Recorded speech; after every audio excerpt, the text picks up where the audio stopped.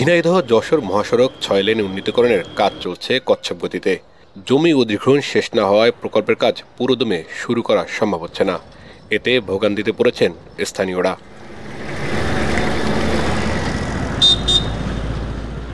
ঝিনাইদহ যশোর মহাসড়ক ৬ লেনে উন্নীতকরণ প্রকল্পের অনুমোদন হয়েছে ৪ বছর আগে, কিন্তু আজও নেই দৃশ্যমান কোনো অগ্রগতি। ঝিনাইদহ শহরের বাইপাস চুটলিয়া মোড় এলাকায় শেষ হয়েছে ফ্লাইওভারের পাইলিংয়ের কাজ। ধোবাকাটা সেতুর জন্য তৈরি করা হয়েছে ব্রিজের গার্ডার, আর করা হয়েছে কয়েকটি কালভার্টের কিছু অংশের উন্নয়ন, কিন্তু মূল সড়কের উন্নয়ন কাজ এখনও শুরু হয়নি। এলোমেলো এমন উন্নয়ন কাজে প্রতিদিন চরম দুর্ভোগে পড়ছেন সড়কে চলাচলকারী যাত্রী ও চালকরা। ধুলাবালি, খানাখন্দ আর ধীরগতির যান চলাচলে এই মহাসড়ক এখন বিপদের আরেক নাম। ৬ লেনের যে কাজটা, এই কাজটাও থেমে আছে। আবার এই ৬ লেনের রাস্তা হবে বলে যে রাস্তা যে ভাঙা, রাস্তার যে বেহাল দশা, এইটাও সংস্কার হচ্ছে না। রাস্তার যে কাজ হচ্ছে দীর্ঘ ৫ বছরেও এই কাজ সুষ্ঠুভাবে হবে কিনা সন্দেহ। কোনো জায়গায় কোনো অগ্রগতি নেই। কোনো ব্রিজ এই যে কালভার্ট টালভার্ট করছে, ওই আজ করছে, করলে হবে না, না করলে কি হবে না, এরকম কাজের অবস্থা ভাই বেশি একটা ভালো না। এই ৬ লাইনের কাজ ঠিক রকম এরা কাজ করছে না। ধুলো বালিতে যানজটের কারণে আমাদের সাধারণ মানুষের অনেক দুর্ভোগ হচ্ছে। আর কাজ কি বলবো, কাজ হচ্ছে হবে না, এই অবস্থায় কাজ হচ্ছে। কাজ দ্রুত করুক এবং আমাদের সাধারণ জনগণের এই ধুলোবালির হাত থেকে, এই যানজটের হাত থেকে মুক্ত চাচ্ছে আমরা ঝিনাইদহবাসী।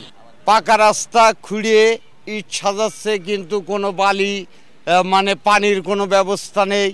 জনগণের দুর্ভোগ, একটা যাত্রী দাঁড়ানোর কোনো সুযোগ সুবিধা নেই।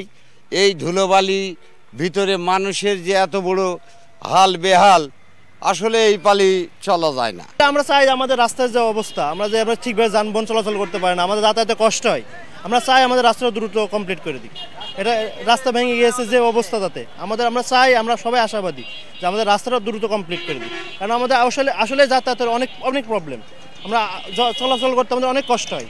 ২৬ সালে শেষ হবে না ভাই। এখন তো কাজের যে গতি, তাতে মনে করেন খুবই নিম্নমানের গতিতে কাজ চলছে। সড়ক নির্মাণের এই দুর্ভোগ থেকে কবে মুক্তি মিলবে জানতে চাইলে সড়ক বিভাগের দায়িত্বপ্রাপ্ত কর্মকর্তা বললেন, জমি দ্রুত বুঝে পেলে নির্দিষ্ট সময়ের মধ্যেই কাজ শেষ করা যাবে।